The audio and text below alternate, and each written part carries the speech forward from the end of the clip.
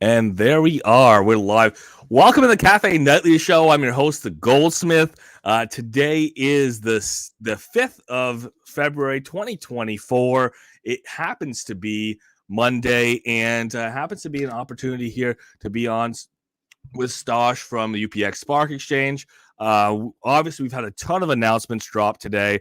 I do want to get to those. Do want to get to those to the end of the show, but I have been waiting for a little while to find a good time to get Stosh on. Pretty excited to be able to talk about the UPX Spark Exchange. Obviously, getting in and talking about Spark Tycoon, as well as the what's next. The idea of really turning around and taking this around and looping into a third layer of utility built on top of the layer 2, built on top of Upland, and kind of what that full circle looks like, as well as this focus of continuing to bring and build utility back to Upland in multiple ways. But before we get into, I should say, but in addition to that, after we get Stosh on and have that conversation, definitely don't want to miss the gamified earnings. That's a huge announcement for today. Don't want to miss a couple cities that are coming to the game specifically for FSA. Some of the implications there, as well as the question of what does it really look like to have a full FSA city in the game of Upland again, multi-accounts and all that. And then, of course, don't want to miss out on the ETH sale. A lot going on there. We'll have those conversations at the end here. But kicking things off, of course, do want to get the disclaimer out front. Get Stosh on, start that conversation. All views and opinions expressed by myself, mine and mine alone, should be taken as game strategy or financial advice. They don't represent the game or the team of Upland. Guests that we do have on, same things, no game strategy advice, no financial advice. Views and opinions don't represent the game, the team of Upland, or represent myself, the Goldsmith, the Cafe Nightly Show necessarily, but we'd love to have them on. And then, of course, anything that we do see, questions are welcome throughout. If you do want to be in Discord, or if you are in Discord, you should be able to shoot questions in there. I do keep my eye a little bit on comments here on the YouTube side of things. So if anybody's dropping those in, I should see them throughout the show. And of course, as we're getting ready to get things kicked off, I do want to welcome in right up front as we see more people jumping in. I do want to welcome Stosh in. Give him a little chance. I know, it's one of those introduction things. Stosh, one of the co-founders, and Mike, if you don't mind muting your mic on the Discord side, we can hear that when the mics are open.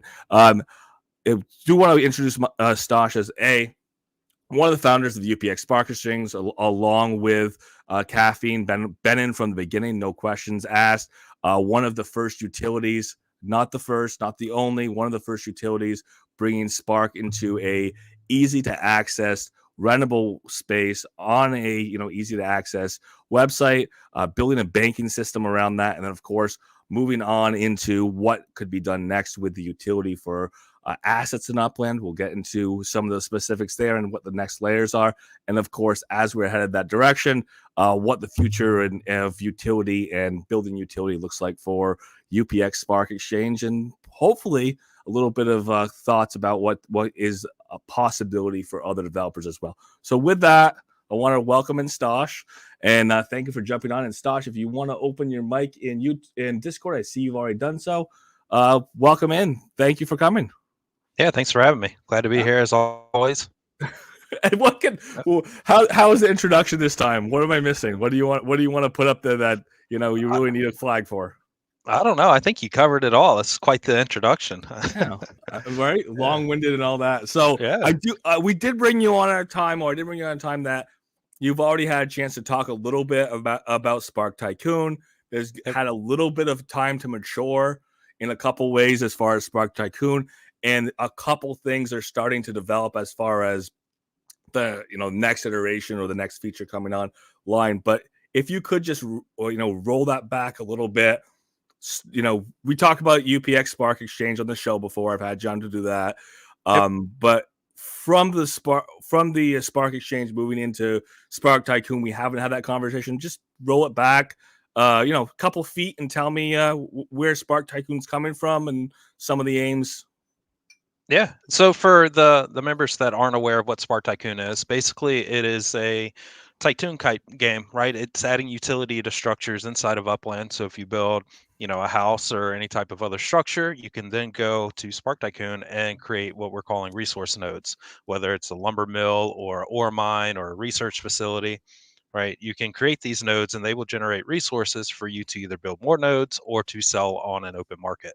Um, so since the last we talked, we kind of talked about what the next roadmap is. We published that roadmap. Current items that were on it was user inventory, right? That took the resource aspect and kind of made it a general inventory, which now allows us to give you items that aren't specifically resources for Spark Tycoon. Um, Items such as consumables, so the research schematic is considered a consumable, but the real initiative to doing that is now we can start tying in the layer 3 aspect, and as you gather items within layer 3, they will show up in your Spark Tycoon user inventory. So it's going to be our global inventory system. So that was completed the end of January. The next item we were able to do is research, right? So not all nodes will be accessible from a new player, right? They'll have to go and gather research schematics and learn those skill sets so they can build higher tier nodes or very specific nodes as they come out.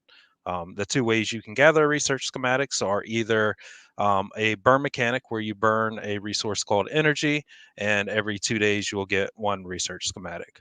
You could buy them from the open market, or to help builders have incentive to continue to build structures through the Spark Exchange, they are also awarded research schematics for those build contracts. It's at one schematic per 2,000 UPX spent that is paid to other players. So if I'll give you an example, right? If I go and build and I put all my Spark on the build for myself, I'm not going to get any research schematic. It's only UPX that is paid out to other members, right? So that was implemented the end of January as well. And then what's coming up now is achievements. So a simple achievement might be gather 50 lumber from your resource nodes, and then you'll get loot boxes. For the members that don't know what a loot box is, it's our way for new players to start the game with zero investment, right? So you can send, as you make paid sends inside of Upland, you are awarded loot boxes within our system. Currently, it's at a max of 50 a day. However, that will decline at into, what is it, 30, right? The goal is to have it decline to 30 loot boxes max a day. And that's just enough loot boxes for you to gather enough resources to build a free node every week.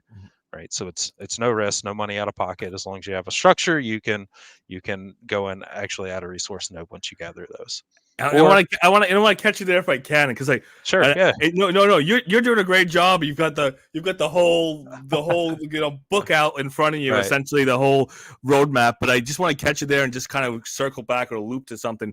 So I want to point out a little bit that what you're discussing is you continue to have the UPX Spark Exchange running.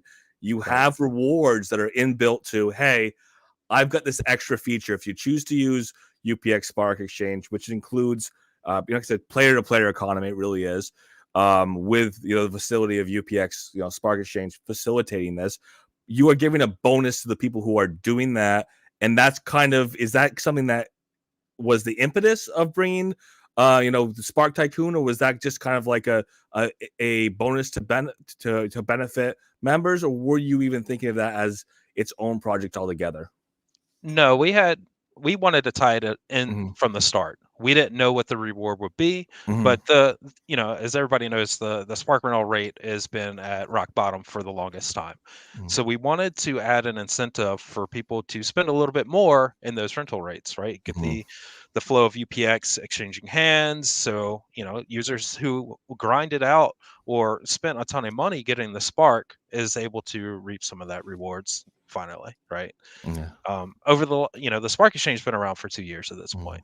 When it first started, contracts were in the maybe 100, 50 to 100, and then it dropped down to 5. Well, we're starting to see that climb up 10. Some go into the 20. So seeing those rental rates start to climb is a good side altogether. Yep. Well, I mean, there's a lot going on with why people have to build now. That's on Upland's part, and it's been their responsibility right along, and we're starting to see that happen. You guys have done a little bit extra above and beyond.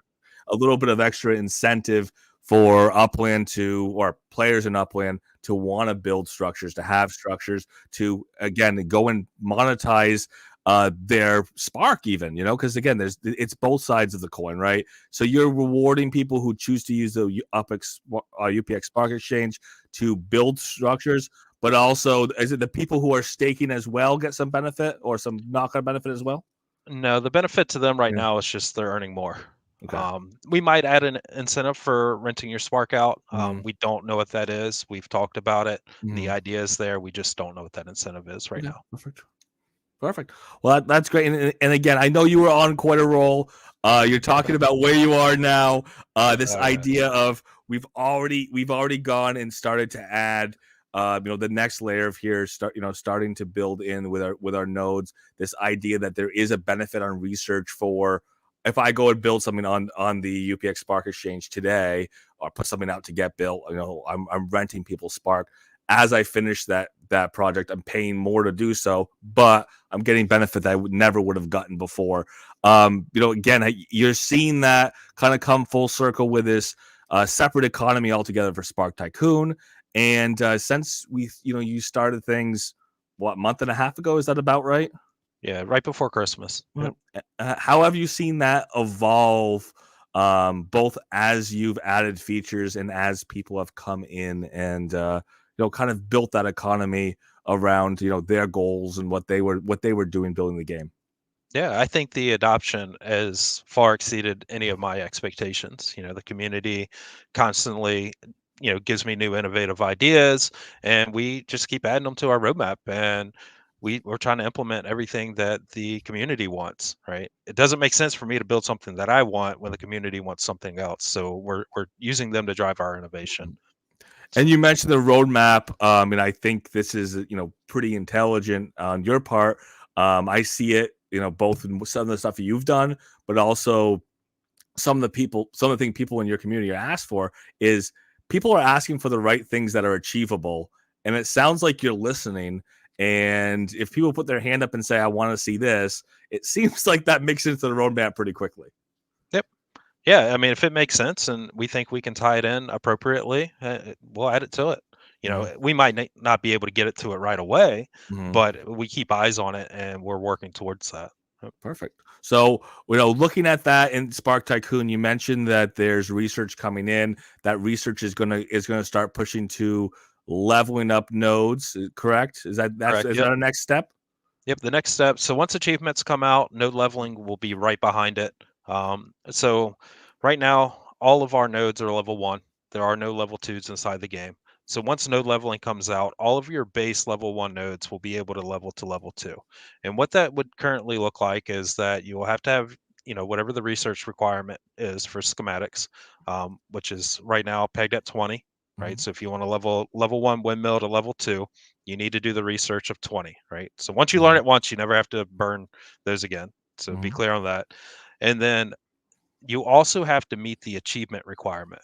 So the achievement requirement will be collect, 50 energy from your windmill. So if you haven't Mhm. built a windmill yet and collected at least 50 energy, then you won't be able to level anything to level 2 because you haven't Mhm. met that achievement requirement. So assuming that you've met both of those, right? You've done your research. Now you can go and pick your level 1 windmills that you want to level to level 2. There will be additional resource cost, which will be 20% of the base cost, and you'll get a 10% return for that. And that's forever, right? Once Mhm. you unlock that, it'll stay at that rate forever. So that will be node leveling, and then yeah, well, that's pretty Well, much it. I want to stop and say something, something that's important here, because again, we're coming from Upland, which is an economically driven game. You have thought about this, or whoever's come up with again the proportionality here has thought about this, the cost and the reward, the idea of grind versus what you're potentially taking out as profits. Do you have somebody who's a expert in game theory? Is this something you're picking up and coming with along the way? I mean, I spent a lot of time in the economics classroom, and this seems like you've done a lot of homework to titrate things. Yeah, so as a team, right? There's 5 of Mm, us now. We hired yeah. on a new game developer. So between the 5 of us, we get together, we combined our minds, and Mm, we've also modeled off of what other games that are mhm, successful have done. So we kind of steal some of those ideas as well. But the real trade-off is, at that point, do I build another structure and increase my footprint, or do I just build taller and increase my nodes? And mhm, that's kind of what we're working towards, right? So the bigger players that have a ton of structures, they're probably not going to level their nodes right away. mhm, However, when you look at a smaller player, it's like, oh man, I need to go build an apartment.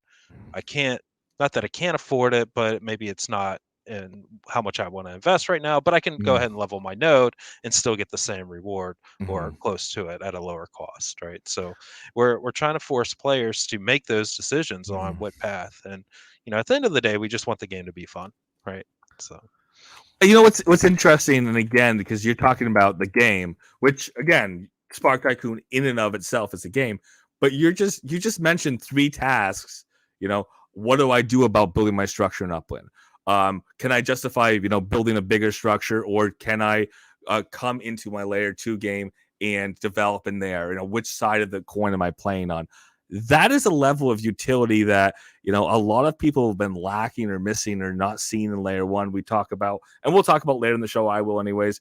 You're welcome to stick around. What Upland is finally doing a little bit more with this idea of gamification, but or to push earnings. But that is one of the strongest use cases of a structure that we've had in the game of Upland yet. Is I have to build this structure because I ran out of node spots. And is that something that you've done at all in consultation with Upland? Have they given you any input, or is it more you just want to do this for the players? yeah, mostly for the players. I do meet Mm, with X1 mhm, about bi-weekly. I talk to yeah, Carlos probably several times a week, yeah, and I'll bounce ideas off of them. They'll guide yeah. me in what they think the path Mhm, that aligns with them will be, and mhm. we try to incorporate their ideas with our ideas. And yeah, so there's definitely a lot of back and forth between us and the Upland team. Perfect. No, I do appreciate that because again, I've known it goes both ways, right? Obviously, having your own ideas, being able to do it and come up with meaningful ideas, listening to the community is important. But if you're fighting against Upland the whole time, it's really hard to get any forward traction. Right. Yep. And I appreciate where you are, but I know more is coming. Give me a little hint about how you're going to build from where you are now, and then kind of this concept of layer 3. I really appreciate it. Explain your concept of layer 3 and how you're headed that way. Sure. Yeah. So layer 3 will be a game. It's really layer 2.5, but we just call it Mm, layer 3, right? So it's going to be a game that's also built on top of Upland, but also to drive utility to Spark Tycoon, right? Why do I want to build a lumber mill? Well, that's because it gives me this resource. What do I do with the resource? Well, I can take it into layer 3, and now there's a craftable item that I need that lumber for, that type of concept. So in the future, we're going to release new resource node types that correlate to the crafting engines inside of layer 3. Think alchemy, armor, weapons, all the mm, different aspects of crafting need resources.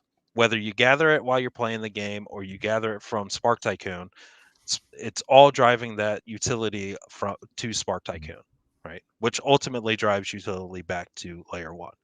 And then mm, we also want to tie in, whether it's block explorers, legits, some sort of layer 1 aspect that also gives you a benefit, whether it's, an armor boost or some sort of aspect inside of layer 3. So it's that full circle. So it's not just layer 3 on top of layer 2. mm. It's also interconnected to layer 1. Where you could hit a roadblock, and I've seen this in many types of gaming, especially RPGs, where you hit a roadblock and you're like, how do I advance above this? I can't beat this level. I can't get this better level of armor. And you have that option of going back to layer 1 Upland, buying more properties, developing properties in Upland, and potentially building those resources you need in layer 2 and then back into layer 3. Is that kind of the game loop, the circle? It is. That's it. Characters might be tied to block explorers. Mm, So if you buy this block explorer, now you unlock that character class or type. That's the end goal. I think our first alpha version will just be making sure our servers can connect. They all talk to each other, right? The mm, the game working through whatever game bugs we need to work through, and then start bringing in that additional mm. utility, just like how we're developing for Spark Tycoon, right? Perfect. And I do have a couple questions jumping in right up front, so which I do like is, question that right off the bat is, our factory is going to be incorporated. And I think that would be, people building stuff in layer one Upland, both on the side of, them as a factory owner building stuff and potentially what's coming out of those factories. I would like to see so. I Mm, mean, the problem right now with factories is that mm, there's no mechanic for me to allow you to rent your Spark on someone else's factory, mhm, right? So we have to figure out a way to tie in, whatever the factory can make into the game. So giving utility to your items.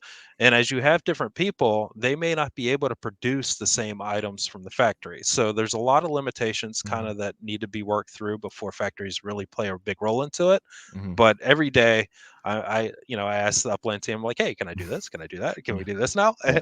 And they're like, oh yeah, we're working towards it, that kind of thing. And they can only develop so fast, and they have their objectives. So hopefully one day, definitely. But until the utility or the mechanisms are there, probably not. And that's my bad. The question they were actually asking was in reference to Spark Tycoon and having additional node sets. I think Okay, so like yeah, a factory just having more node slots. more node slots in an apartment, anyways, because we know it takes more Spark R- hours to build a factory. Right. So when you look at the numbers, some of these structures, I mean, there's like 100,000 hours that go into it. And if I just gave you an infinite number of node slots, it just you lose the whole gaming Yeah, aspect of it. yeah. So probably not in the immediate future. We may revisit and kind of scale it out a little bit Mhm. more. But right now, 6 node slots seems to be working really well as everybody develops. So.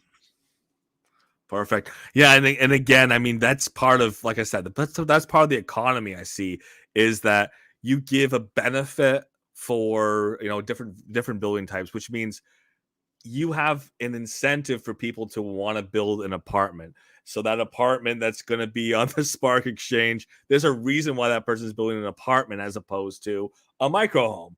And again, it's very smart in that there's a benefit for the whole organization. There's a benefit for the community because again, you only are successful on the UPX Spark Exchange when the guy renting the Spark out is having some level of success as well. Right. But the integration between one level and the next, I really do appreciate, and taking that level into the next, and then the next into layer three. What's a layer three actually going to look like? On the gaming side, and then you already mentioned the idea of getting benefits back to layer two. Is there a way that's going to have a tie back to the people who are renting and renting out or renting Spark? Yeah. So layer three will have initially, like when you log in, you'll have a little hub world to run around. Maybe you'll go talk to the market vendor. You'll go talk to the armor smith, your crafting people, right? It'll just be a general little city that you can kind of run around in. And then when you go, since it's a survivor based game, when you go into quote unquote the dungeon or the arena or whatever term we end up using, then that world will probably be like Vampire Survivors, 20 Minutes Till Dawn, any variation of Survivor game, right? Mm, Where you kind of just run around, it's free form, and you just dodge monsters, and you want to survive in that gap of time. There'll mm, be mini bosses and bosses that come out, and you'll have to figure out how to beat them appropriately, and mm, you know, it'll be if you've never played Upland or not Upland, but Vampire Survivors, mm, as you level up through the game, right? You start at level 1 mm, and you might start with, whatever your base skill is, but when you get to level 2, you get a randomized skill tree. So every game's completely different. You might get a knockback ability or a fireball or a lightning bolt, mm, depending, or maybe your attack's faster. So you have to choose your skill tree wisely based off of your class. And every level you'll get another randomized skill, and you got to figure out the synergies, and you know it it won't be easy. mm, There will be risk. To walk into the dungeon, you'll have to burn a little bit of Mm, resources, but assuming you make it to the end game or whatever the checkpoints are, you'll be able to get, loot boxes out of it. mm. So there's reward for your adventure. And And then, mhm. yeah, go ahead. No, I was just gonna say, and I want to put this point there. You do have a resource market, so Yep. if somebody needs a resource for layer 3, that's going to be going back to the same resource market that's already established for Spark Tycoon. Is that correct? Correct. Yep. Yeah. So maybe you need to go craft potions so you can make it farther into the round. And Mm-hmm. to do that, well, you need so many flowers or Mm-hmm. whatever the other ingredients are. Well, how do you get flowers? Well, you're going to build a node type called a Mm-hmm. garden, that kind of concept. Yeah. So, I don't have the set numbers in Yeah. front of Of me. course. Flowers make what potion and what the combinations will be. But the idea is that we're going to start breaking out different cities. So if you make a garden in New York opposed to Florida, you're going to get different flowers. Mm-hmm. So we're going to make you decide, hey, do I want to build in California, do I want to build in New York, that kind of stuff. So to get those unique items, Mm-hmm. and then the whole tie it back to leveling, right? The higher your level is, the higher the chance you're going to have to get a unique item, and then all that will get traded on the marketplace. So Spark Tycoon itself will have no crafting, right? It Mm-hmm. will Yeah. not be a crafting engine. It'll drive all the other layer 3 games that come out. Mm-hmm. We've talked to other teams that are wanting to build on top of Spark Tycoon. So Mm-hmm. hypothetically, you want to make a sword in one game, and then the other game needs a sword. Well, now we have cross utility driving Mm-hmm. those swords. You know, so that kind Well, of concept. which I kind of like. So there's this concept I had, which I don't know if you've thought about yet, and there's a couple questions I want to kind of race back to here Sure. because I know people have great questions. But there's this concept that I've had for a little while, which is what makes a layer 3 a layer 3. For me, what I would call a layer 3 or a layer 2.5, if that's what you want to call it, is you build a project that's built on top of a project that's built on top of Upland. Now this project, the layer 3 project, could potentially have links to other ecosystems, whether that is another game that someone else has developed that's built on top of Upland, another game that potentially is coming from another ecosystem, another metaverse. And these layer 3, as far as my terminology is concerned, layer 3 could actually be linkages that one little node of a layer 3 project is actually tied to multiple metaverses at once. Is that something you've thought about? Is that something you are building towards? Is that in We are, parallel yep. with your thoughts? It's all in parallel. We're just getting the steps out of the way right now, right? We've got 5 APIs we run. We've got a massive database. We've got our tie-in to the escrow services through Upland. We have our own marketplace, and then layer 3 will start bridging all of it together. Mm-hmm. And then the end goal would be to, like you said, start tying into other. I've reached out to Uplandia, Upland Mm-hmm. Kingdoms, and we started the conversations. Mm-hmm. We're as a team, we're not ready for it, and Mm-hmm. some of the other teams aren't as well. Yeah. So hopefully, in the next 6 months, we're in a position where all that starts to interweave together. I love that. And because again, you're talking about Upland assets having value, which again, convertible value from the standpoint of leveraging them in the game. But now you're talking about resources that are made outside of Upland. Again, not technically NFTs. Technically, they're fungibles. They're interchangeable between multiple marketplaces. But that in and of itself having its own value. Are you gonna? Is that something you're looking at the potential of? Going and pushing for tokenization, or would that be something you would just push as its So standalone? so I asked Upland to give me the fungible tokens. Yeah. Right, so all of our resources are technically fungible tokens. Mm, They're supposed to be looking into that. okay. I've reached out to the Palomeo team, and they have, guns and ammo Yeah. packages and all that stuff, so we can add utility to those items, Yeah. right? And then just creating our own. Yeah. Will we go to another blockchain like Polygon or Engine or something to that effect? I don't know yet, Okay. but the possibility is always there.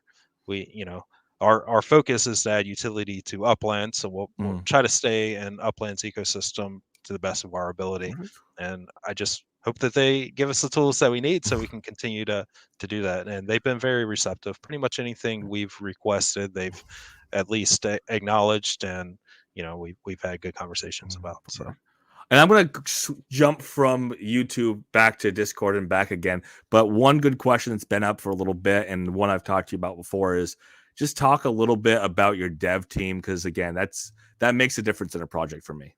Yeah. Okay. So, Caffeine Addict and myself are the co-founders. We both are computer science majors. We've worked together for the last 11 years. We started off doing web development, and it's evolved into the Web3 and the game development. And since then, we've hired on Adam, who is our front end developer for the website. He also works on the back end, the API stuff. We brought on Josh and Cameron, and they are both full-time game developers, and they will be working on the layer 3. And both Caffeine and I can bounce back between the website and the game development, and Adam can help us with the APIs as layer 3 needs it. So we have a very well-rounded team. You just said something that most people can't say, and that's the word full-time when you're talking about a layer 2 project. So that's incredible. So that's your economy. Again, you're at that scale now where you're talking about full-time employees, you're talking about roadmaps, you're talking about priorities, and you're talking about a 6 month lead time towards certain goals. Obviously, you turn things around much quicker than that, but there's certain goals you're already pushing 6 months out or more. Yep. And again, that's a big, as far as I'm concerned, that's a big exclamation point. So congratulations on getting there. Again, that's been one of the hopes for the economy, or for the idea of layer 2 developers, is that they're that big that they are a company in and of themselves. Yep. Yeah, I mean, UPX does not equal US dollar by any means. Of course. So we need to figure that piece out. Yeah, we're projected to develop. Like I said, we've got three full-time developers plus 2 co-founders that do it full-time in their free time. So beautiful. I love it, and I appreciate it. I do want to get a couple questions here. One was one I think that you may have an easy answer, 2-second answer, may be worth jumping into. Just the idea of the schematics. Again, these are people who are already into Spark Tycoon, obviously, but the schematics are there. Has there been enough time for that to push into leveling based on just the limited amount of time that they've been out, or is that something that's we're talking another week out before that's really a turnaround? So leveling will come out this week. Okay. If it's not tonight, it will be tomorrow. Okay. You still need the achievement requirement. Yeah. Users that are not building structures are going to have a little bit longer of a lead time to acquire enough, right? So to go from level 1 to level 2, a one-time fee of 20 schematics, right? So if you do not play in the marketplace and you do not build, then that's going to take you 20 days. Right? Yeah. So it's or 40 days actually. So it's 2 days for one, right? So you're going to take a little bit longer. However, you technically don't need to level up until you've run out of structures. So unless you are out of structures and you need that requirement, it's more beneficial to build level 1 structures or resource nodes. And the reason is that at the 20% cost, you get a 10% return. So if you build or level up 5 windmills, you're only getting 50% production compared to building a level 1 windmill, right? It's the same cost to level up 5 as it is to build 1. So are we tracking on the math? Is that making sense? Oh no, your math's making sense. So your math is telling me that you've thought about scaling of cost again, not fixed cost, a scaled cost model to advance, which is the right way to make gamification make any sense in the first place. Right. Okay. So my math is making sense. So at that point, like, you have time that you do not need a level right away. So you will have time to acquire it if you want. And everything we've developed, we've given a free path and an expedited path. Obviously, the expedited path means you're going to go play in the market, or you're going to take other routes to basically buy your way through. So the choices is there. I imagine the research schematics, will decline in price. They will get to a certain affordable level where you don't need to grind out as hard. You know what I mean? So. Which is something that we saw up front, and I said it. Again, no disregard of anybody's gameplay style, no disregard of the realities of the economy. You see a huge glut of demand up front. You see limited supply, you see prices skyrocket, and at a certain point, after there's been enough time for resources to start coming to the market, people start producing. You saw those come back down and level back out on the markets, which is to be expected. And I think what's interesting is that it did level down. It didn't crash as quickly as some other markets have, because there are enough reasons for gameplay as opposed to just sheer speculation on market values. Yep. So you're already building to that, and again, you're starting to build it towards layer 3. And I know that for me, one of the main focus, or not being the main focus, I should say, is the arcade side of things. You've kind of put that through. The question is out there, so I'll give you a chance to answer it. But I think they're two separate things. But people are asking about the arcade token being convertible or having convertibility into resource loots. Is that those are two separate things, or do you seen some cross pollination there between the two sides of what you guys are doing? So we've been going back and forth over the last week. So as we're wrapping up our immediate roadmap, we need to figure out what the next roadmap is, right? Thanks to Mr. and Alan C, I actually have 7 more arcade games that I'm going to incorporate into the arcade this week. And with that, I want to rework the loot boxes from arcade games. It'll probably get tied into X number of coins equal a loot box, and that also goes towards your daily count, so you can't just abuse the system. Originally I wanted to, like, if you played a game you got a loot box. However, what I can see happening is people just buying a ton of tokens, playing games, and just immediately losing as fast as they can, so they can reach their loot box at a very cheap rate, which is not very beneficial to the economy. So what will probably happen is, if you don't want to play arcade games, then you can essentially turn your loot boxes in like you would at any arcade, right? You get tickets. Instead of me giving you tickets, you just turn your tokens in, and then you're able to get a loot box. So it'll be priced where it's not just like, hey, I can go and scam the market and get all this stuff for less than the market price, right? So. Well, I think that's an important point, because again, market manipulation, again, in the Upland sphere, is something that's happened before. Again, not to anyone's fault necessarily, but to those who intentionally manipulate the market. And thinking about this ahead is not miles ahead, but it definitely does stand in the way of, or stands in the path of, those people who are going to try to manipulate the market, which makes it more stable, which again builds confidence. Because again, I've seen Upland do it, where they start a project. There's not that step for, I call it creative thinking, right? This idea of being creative enough to think of how somebody else might exploit the system, and seeing that potential for misuse. So that is potential, having the creativity to see the potential of somebody's exploitation of the system, and again, not allowing that to be part of the market. Yep. I mean, I work in a research and development lab. That's my job, is to figure out how to break into things in creative ways. So. Yeah. So seeing that idea of exploitation, and again, what's the difference between somebody exploiting somebody, something, and somebody hacking a system. I mean, it's very, very, very very fine line there. But again, I appreciate that you guys are thinking about this before we end up getting there. So as far as that next step, I kind of had this. We talked around the circle here on layer 3. What are you doing for road mapping on that? Are you how far out are you? What's the next step for you guys moving towards layer 3? And what are you looking forward to in that process?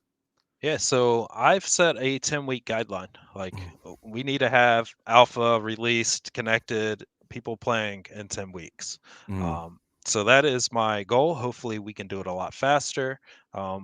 We had a little hiccup. We thought we were bringing on one developer. He said he wasn't able to make it, so we had to bring on someone else. So that kind of killed 2 weeks of our development time. However, we think we can still make it. But the biggest thing I'm looking forward to is really just having fun, right?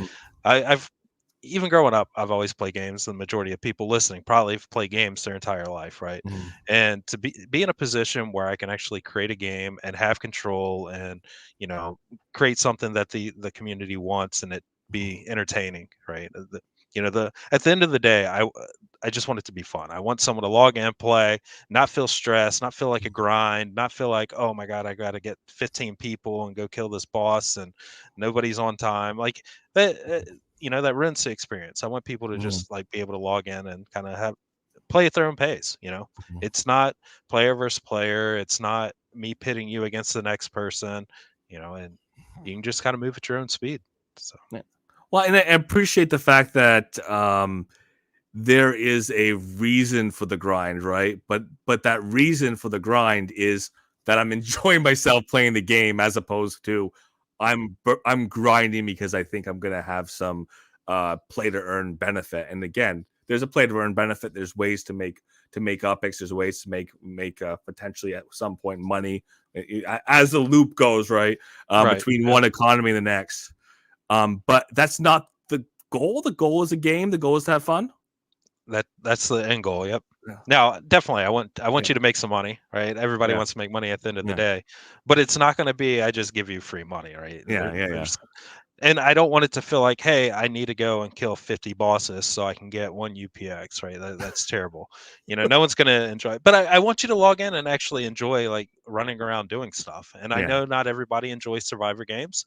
So once this one's integrated and connected and all the bugs are worked through, we'll continue to develop on that. And then we'll focus on whatever the next piece is, right? Maybe we'll poll the community. Hey, what's your next type of game? Is it a racing game? Is it an RPG game? Is it, what flavor are you guys looking for? And then Yeah. we'll start working towards that. And then it'll all, like you said, it'll just be full circle at that point. And I like the fact that when you're talking about a secondary game, we'll call it layer 3 again, right? Yep. Secondary, layer 3, layer 2.5, whatever you want to call it. Now you're building on that same economy you've already built on, where the same market exists already in Spark Tycoon. And Spark Tycoon is kind of a launch pad at that point for these multiple layer 2.5, layer 3s.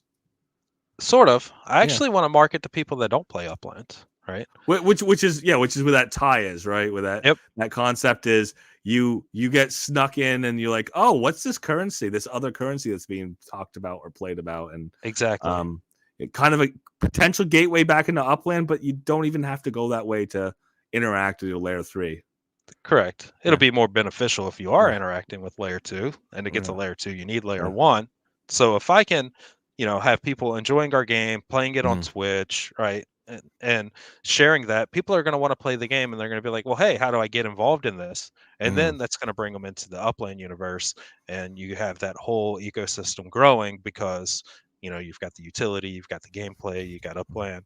So it's going to be a big marketing effort, and hopefully we can get some more players that are involved and actually want to play.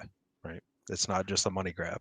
So No, I love it, and again, I mean, that's that was kind of one of the things that I've been seeing as the potential is. You mentioned people coming in to play the game for its own sake because it's a yep, game.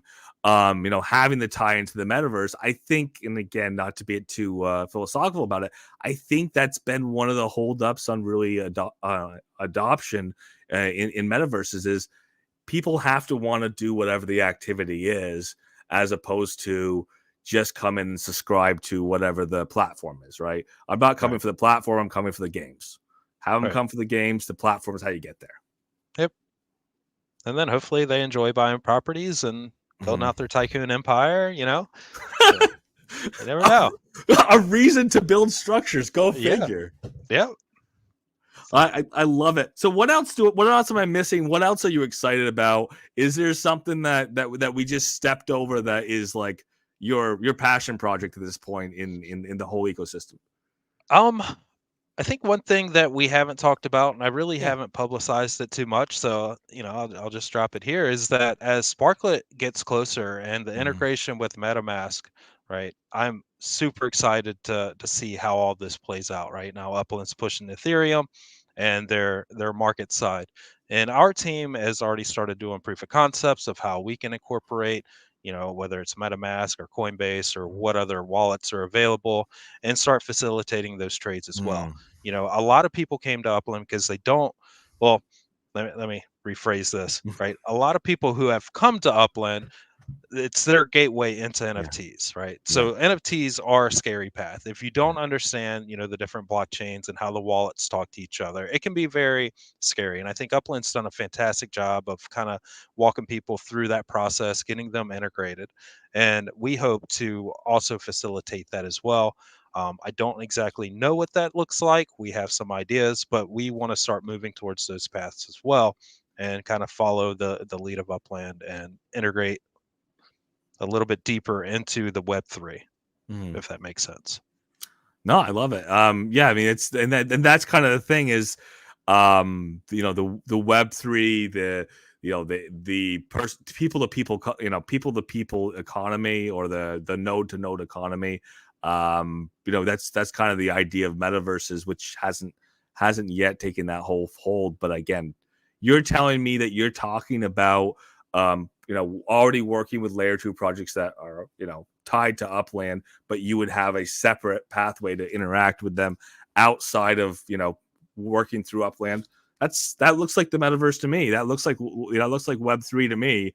And even though we as an adoption rate aren't there yet, that's a future about Web3. If I could, throw the crystal ball out there, look for what I think is the most promising. So you're right Yeah, on top of it. I mean, and I mean, how do you look forward in 3 years, 4 years, 5 years? Look forward and see what you would like to be doing, or how you'd like to be part of that evolution.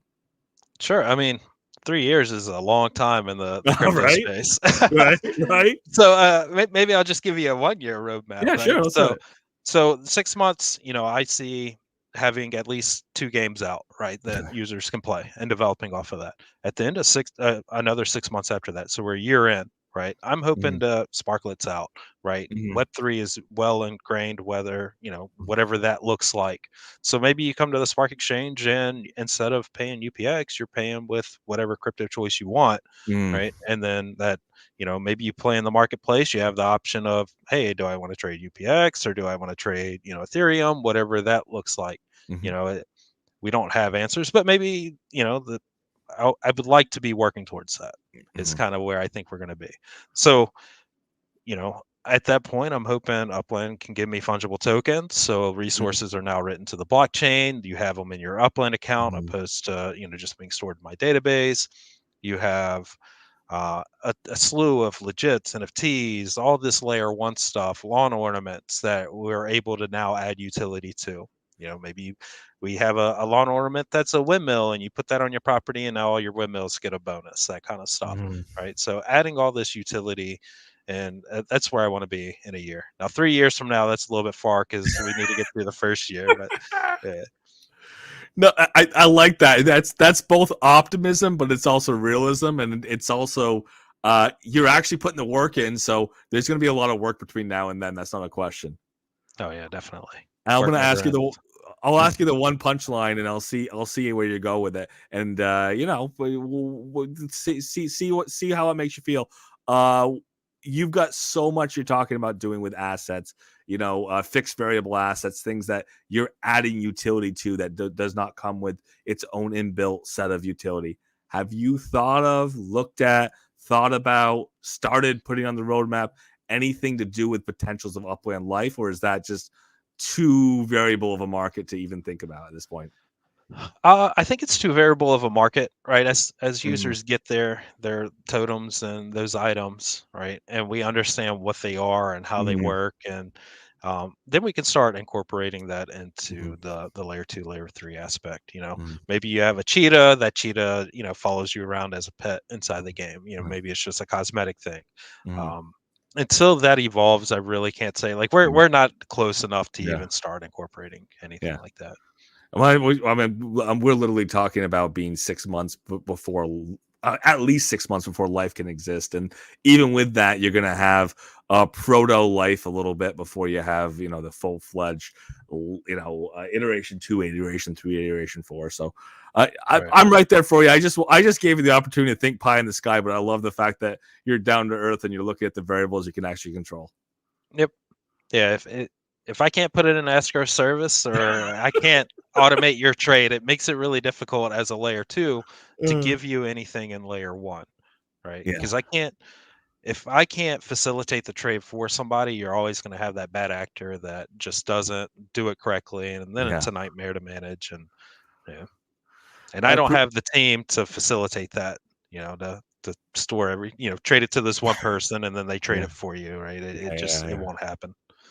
No, I appreciate that you again that you are putting that forethought in, and again, I, I will put something out there that you're doing well, and again, there's other projects that do it well too, but you start with a gamer's mind and you build it from there. So I appreciate that as well. Um, what else are we missing? What else is the key capstone of telling people how they get involved, how they get to you? If somebody's never been to UPX Spark Exchange, how do they get there? Yeah, the best way is you can look for the dev shops inside of Upland, and find the UPX Spark Exchange. That will get you directly to our website. Once you get to the website, then you can get to the Discords. I imagine Goldsmith will drop a link somewhere in here. And if not, I mean, you can get a hold of me in Discord, or I think the best way is to find the dev shops inside of Upland and take it from there. You've got it. No, I appreciate that. I can definitely on the side of a link to the YouTube in terms of UPX-spark.exchange. I can take 20 seconds and get that dropped everywhere in the world that anybody might be listening and watching live, and anybody who isn't, obviously I'll get those notes out here. Again, UPX-spark.exchange is probably the easiest way to get directly to the website. I know at one point you had multiple URLs that were redirecting. But that's the main one, the easiest one to jump into, right? Yeah, that's the only one we market. Okay, perfect. Yep. Yeah, the redirect thing, right? Somebody types in the wrong thing. It's always nice when they end up with the right place. Yep. All right, perfect. Well, I want to thank you so much again. I'd love you to stick around if you want to, but I got to jump in the nitty gritty of a couple announcements today that were pretty large out there. So I want to thank you so much for your time. I want to put a lot of optimism towards what's coming next, and again, I want to thank you for what you've done so far. Because again, in the last 2, 3, 4 weeks, it's been a lot of what the community's talked about, but B, it has driven, and we've already seen it, driven the utility rate for properties and buildings and structures and people, again, having a use case for this Spark. Yeah, thanks for having me. I'm glad I had this ability to do this for you guys, and I will continue to build at the best and as fastest rate as where possible. I know there's a lot of ideas floating around, and we're trying to get there. So if you're not part of our Discord, come hang out, drop me a line. There's a new feature section, and if you've got an idea that you think would be fantastic, let me know, and I'll see if I can get it incorporated. I love it. I love when a developer says, "Tell me your ideas, let me make them happen." Yep, of course. Cool. Well, Perfect. thank you, Goldsmith. I appreciate it. Absolutely. Well, thank you, Stosh. And again, you can jump out if you want. You can stay right here because we're going to jump into a couple of the big pieces of news here today. I'm going to get the share screen up here because there's some language in here that's worth seeing. There's a lot of language to get through in the announcements themselves. But I'm going to start with a small one before we get in the big one here, because again, there's a lot of thoughts for the big one. The small one has some implications as well. The small one, obviously, for me, is the one that we haven't been expecting and sitting around and waiting for, and that is 2 cities coming to the game of Upland, Trenton and Stockton. Cities for starters. We've had these before. We had a little bit of this with Detroit, meant to have a lot of new properties available for players coming in, FSA properties that are going to sit on the market for a while, and it is that time again, apparently, to get a bunch of FSA properties sitting on the market. Trenton and Stockton, cities for starters.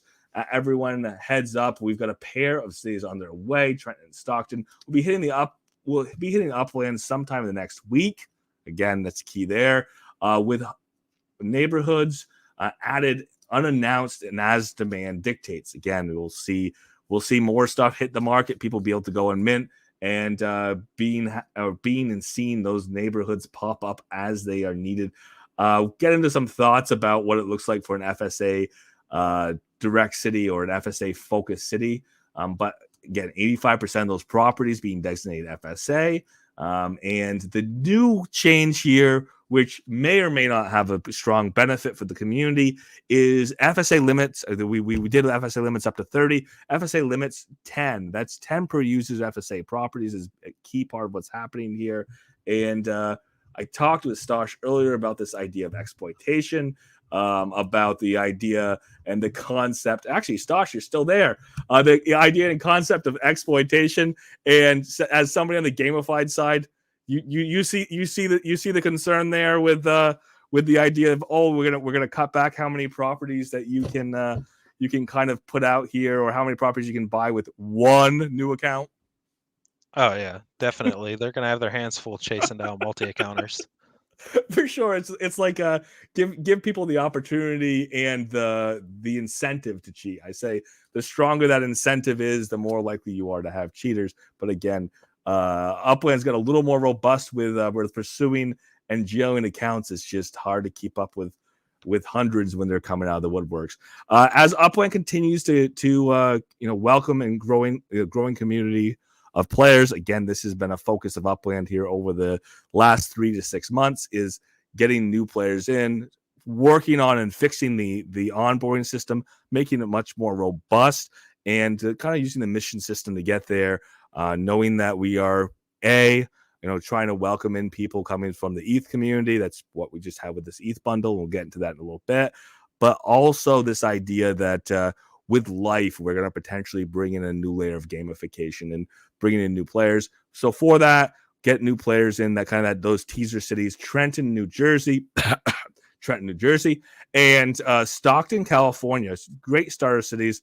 Again, these are going to be areas that are meant to be real world, potentially lower cost UPX per UP2 areas, which kind of plays in line here with cheaper areas to start. But also, again, Upland specifically segmenting these off as limiting these areas to new players with an 85% threshold. Again, 85% of the properties that will be available will be FSA properties in those areas. Unlike vanilla cities, all properties in these collections are going to be disclosed beforehand. So any modifiers are going to modify properties. If things hit collection that may push them outside of the FSA threshold, that may be part of what is available to people on the non-FSA side of things. So that's something to watch out for. Obviously, large properties will likely be outside of that FSA limit. So those large potential factory size properties, those might be what's available for those of us who are outside of that 100,000 UPX value, who've gotten and exceeded that pro level. The cities are going to launch sometime in the next week, and we'll be releasing new neighborhoods within the cities as demand dictates, which, again, this idea of expansion, you've been playing the game of Upland for quite a while, Stosh. I think it's successful. We're most successful when we don't oversaturate a market. From the gamification side, I'm pretty big fan of that. I mean, can you speak a little bit to that? Hey, look at this. We're going to do full circle since you're still here. But can you speak a little bit to that, on the idea of gamification and not oversaturating and leaving that room for the market? Yeah, I mean, that's definitely an aspect that Upland has to take into consideration with everything that they release, right? Every time they release a new city, they have to take into account, well, how many players do I have? How many of these properties are actually going to sell? If we release too many cities too fast, how does that affect the economy? So I think the FSA release here could be a good thing, right? Or, are they targeting new players, or is it that new players just don't have enough environment for them to buy these different FSA properties? So I think this could be a good thing. And again, neighborhood by neighborhood, theoretically, in theory, diminishes that rush, right? I mean, could diminish that rush of multi-account run. Is that you don't have 1,000 properties for them to come to quest after. It's more of a slowly add, slowly release, monitor, watch and see what's happening as it goes. Right. Yep. I'd love I to agree. see it. I'd love to see it. Again, the city of Trenton, couple quick things on Trenton. There's 26,000 properties that Upland will be making. 37 neighborhoods is the way they're going to break that up. It is obviously I would call it the lowest tier cities we're going to have. It's a tier 5, even though Upland has kind of changed the tiering model. 5, 25, 50. 5, 25, 10. So 5 is the min, 25 is the max, and then 10 is going to be the default for send fees. It is 85% of that city is going to be FSA.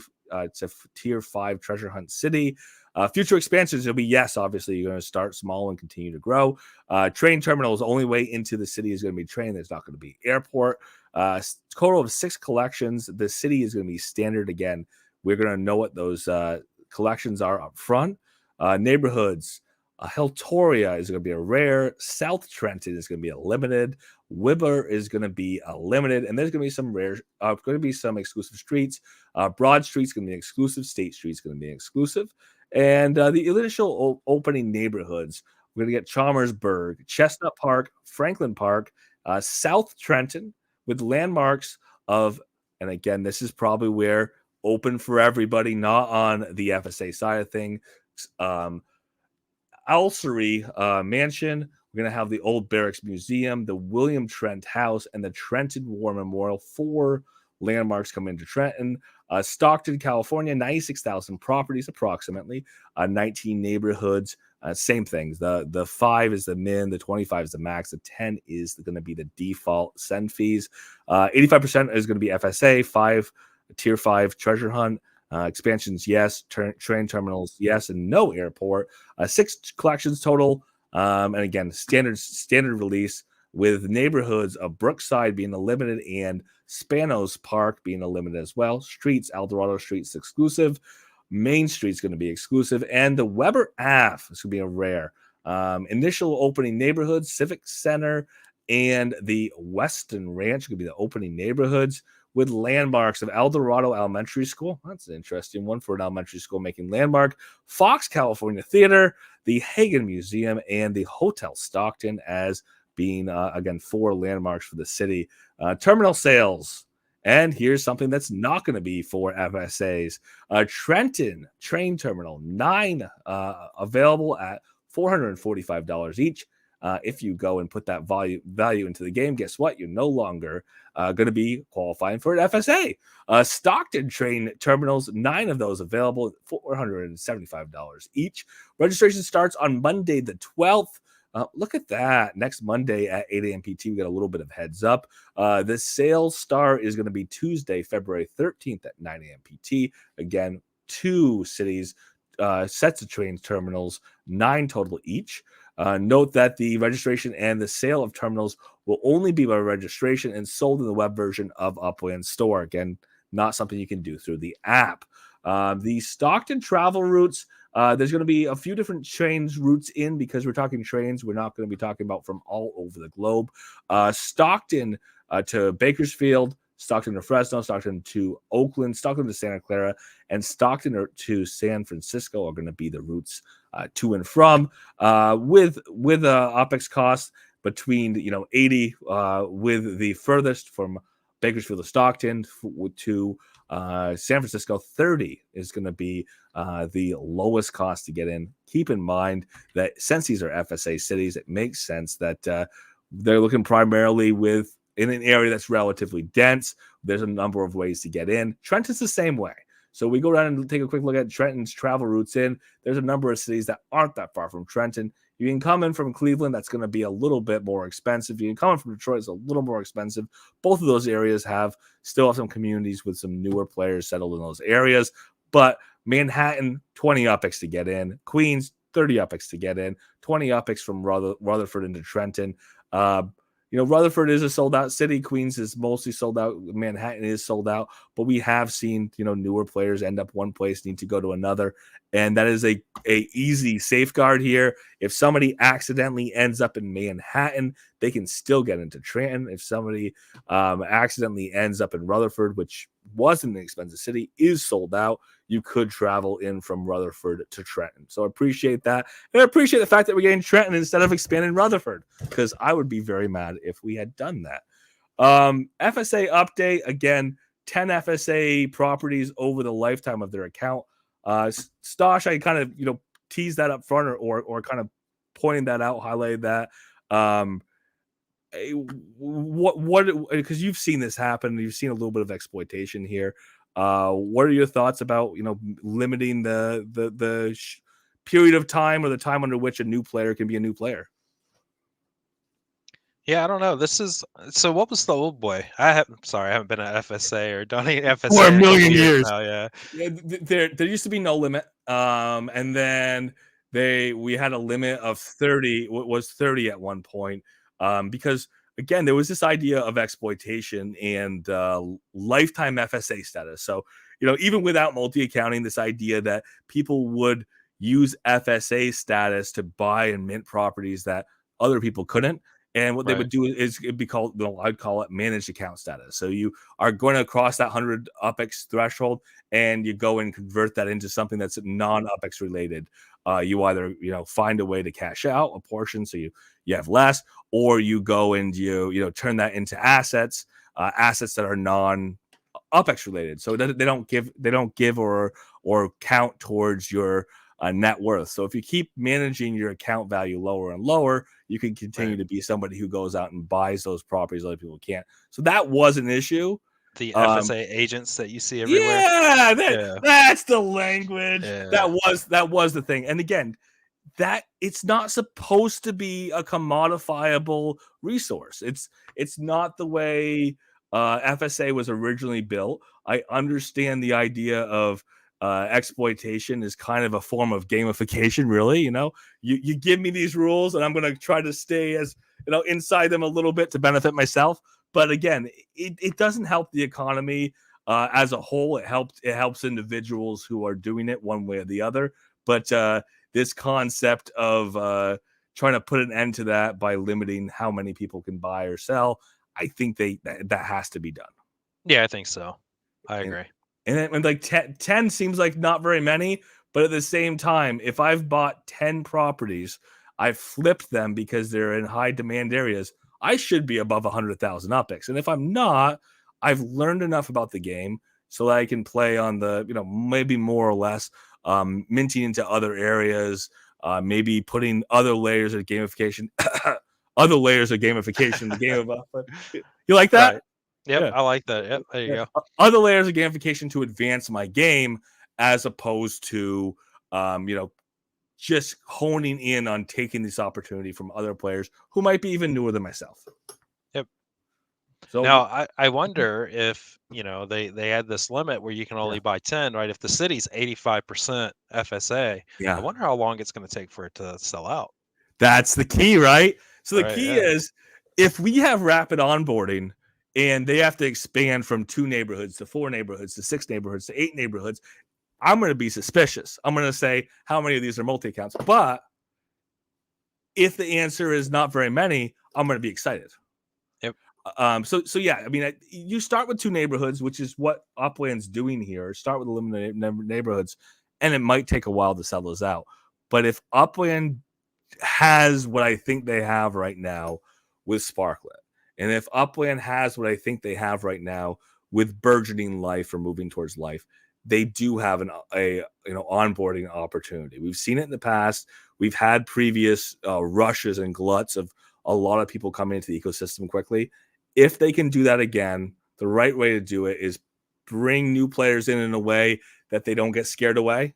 Right. In these easy to land areas where there's inexpensive properties available, and then bring them in, as opposed to, you walk into something and you see a whale, swim right in front of you as your little guppy. It's a little Right. scary. Yeah. So I'm looking forward to it. And again, you're absolutely right. It should not be overnight. These should be enough properties. 96,000, 85% of those in Stockton, 26,000, 85% of those in Trenton, all being FSA. It should take a while. If you're only talking about 10 per person, let's do a bit of a map. So we've got what the opportunity for something like 10,000, a little over Yep. 10,000 new players. I would take 10,000 new players to the ecosystem. Let's Oh, do yeah, it. of course. Yep. And it won't even be 10,000 in theory if everything works right, because some of those players aren't going to need all 10 properties. Some of those players may buy properties that are non-FSA and then exceed 100,000. And just buying just FSA with the right flipping technique, you may break 100,000 before getting 10. So Yep, I maybe agree. 15,000. So I'll take 15,000 new players, and then Upland can go find some new cities. I don't know. I've got a city down the road from me that's definitely not going to be a tier 4. It definitely should be a tier 5. Get some more FSA in there too. Agreed. Yep. And again, because it's from your side as well. I mean, you have a lot of experienced players playing. They've been playing Spark Tycoon. They've had a use case for their Spark. They have a lot of Spark, but you also have entry for people who are brand new as well, right?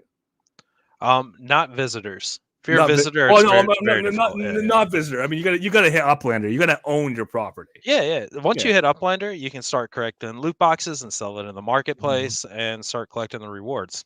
You Yeah. don't necessarily need a structure, but you could build a micro house for what 2,500 Yeah. UPX. Might Yeah. take you a minute to get someone that's willing to rent at that rate, but Yeah. you could do it. You know what Yeah. I mean? So Yeah. yeah, it shouldn't take if with the tools that are out there, you Mhm. got UPX Land and several other tools that are out there. You should be able to find really good deals really fast, and also with the other layer twos, be able to grow your account effectively.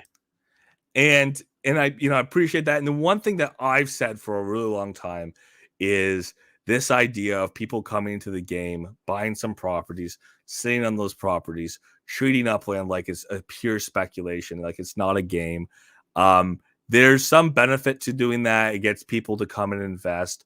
But it also is, limiting because those properties aren't actually interacting with the ecosystem. Those accounts aren't operating with the ecosystem because just no incentive because they just see that 14.7% dividend rate and they say that's a cool return. I'm going to see what I can do with that 14.7%. And then Upland puts a cap on your earnings so people can't just sit their account for 2 years and come back and collect and see where things are.